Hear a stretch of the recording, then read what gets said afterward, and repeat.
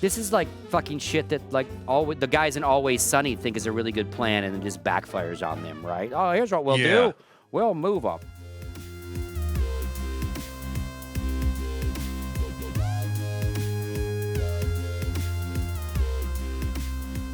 Raven QA strike ends following unionization vote. So, Mitch, what do you know about Raven? What do you know about this story so far? Okay, so basically what happens is Activision, when they produce Call of Duty titles, right, they split the load up a lot.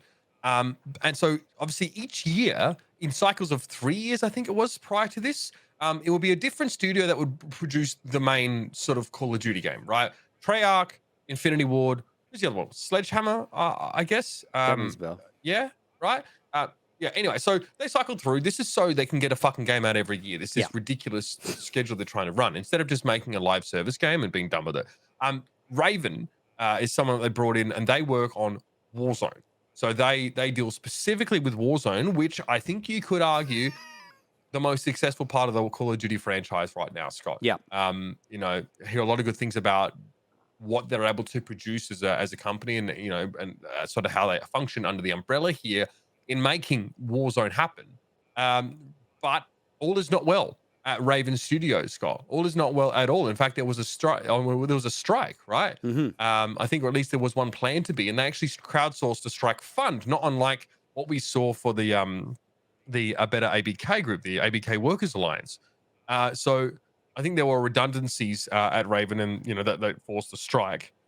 2 months that it went for, and they voted to unionize. This is the first news we sort of heard about this unionization. Now, Scott, this is important because this would be the first quote unquote game development studio, you know, part of a game development studio in the US at the very least to unionize. Yeah. That would be the first. I mean, I guess I guess there's like the ABK group as well, Workers Alliance. I mean, these guys, like, it was like pretty much the same time for these guys to choosing to unionize.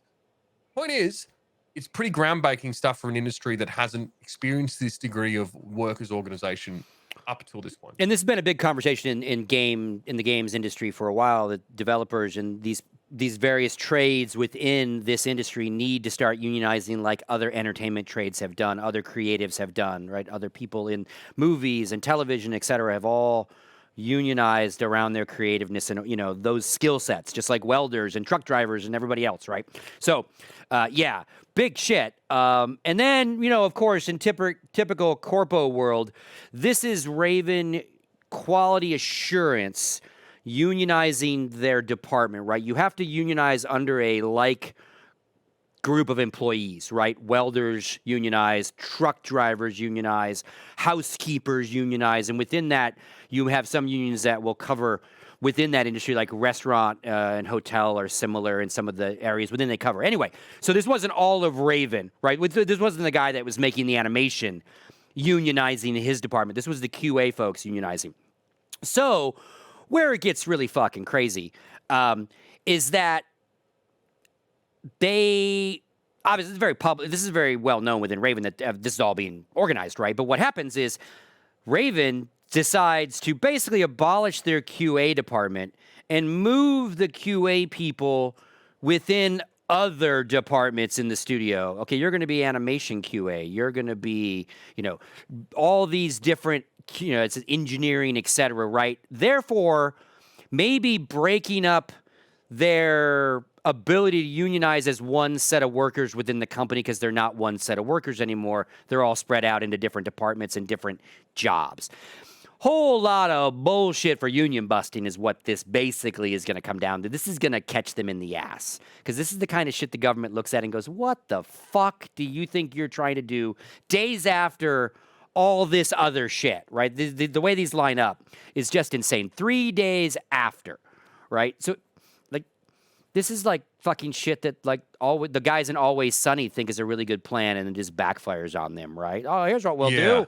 We'll move them. It's obviously, so this is the game the Game Workers Alliance, if I'm not mistaken. So this is a super majority of, like, I think it's 34 QA employees.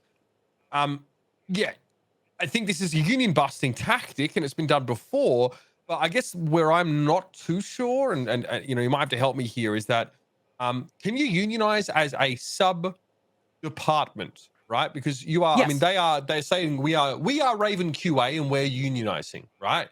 Can they do that, or does it need to be all of Raven Studios? Because as far as we understand, like it's only this one department. Can they not just unionize as a QA department and be done with it? Well, that's what they were going to do. Raven QA was trying to unionize, and they were calling it the Workers Alliance, right? Much like the Activision Blizzard one. And the idea behind it would be that if it fired up as a QA gaming union, then QA departments and QA employees in other companies could join this, right?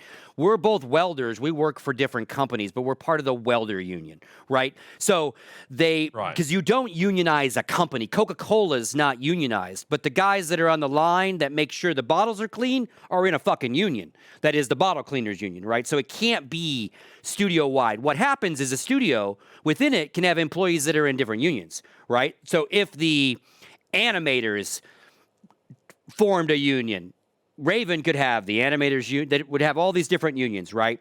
Sure, sure. Much like a hotel in Las Vegas has to deal with all sorts of different unions to staff that hotel, right? And that casino. So again, they basically killed their QA department, thinking that they would then kill the union idea, which is maybe workable in the sense of how do you unionize a group within a company when they're not a group in a company anymore? There's still a set of employees that do the exact same job, but Raven's trying to say they're not going to do the same thing anymore. They're all diversifying.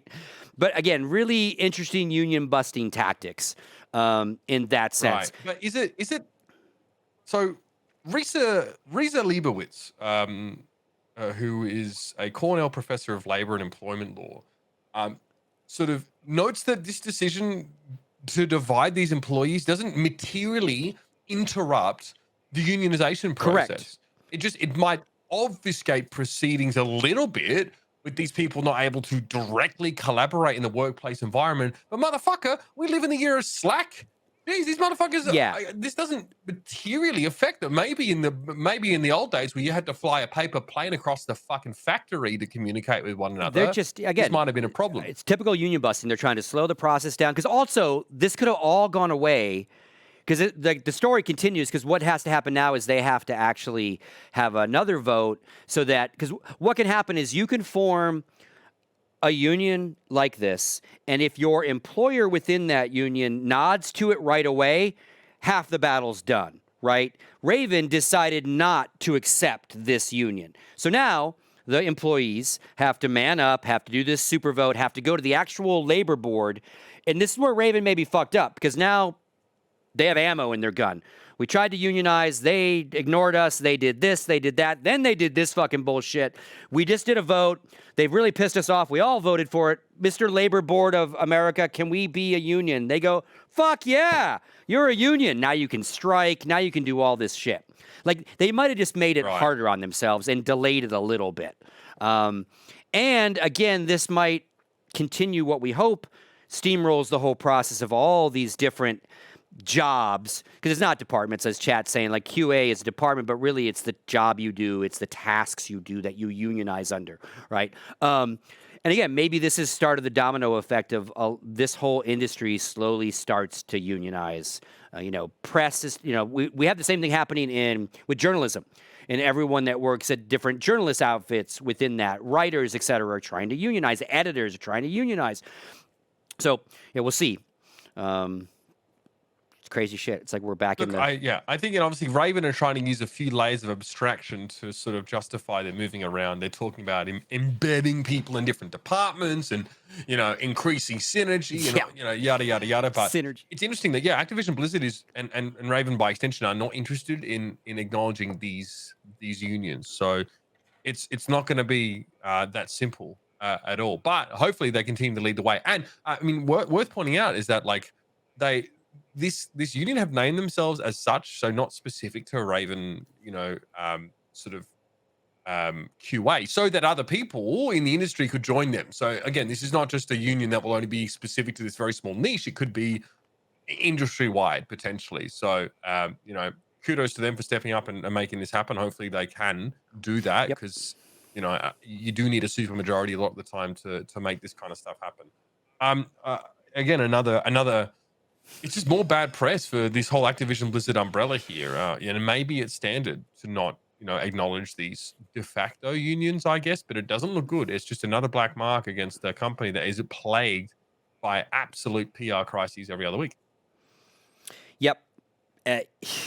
It's kind of funny, too, because it's QA. And QA seems to always be the butt of every developer joke. Oh, the QA people, oh, they didn't do their job. Like, it's not a very glamorous part of the creative process of making a video game. It's not like the John Romeros, the big fancy lead developer guys or anything like. These are the Q&A people, right? The blue collar of the gaming industry, in a way, if you will.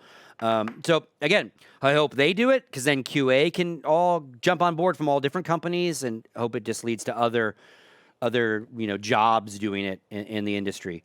Again, just like players are trying to do in esports. Again, it's look around the world, very unionized world we live in. Worker rights, workers unite. Anyway.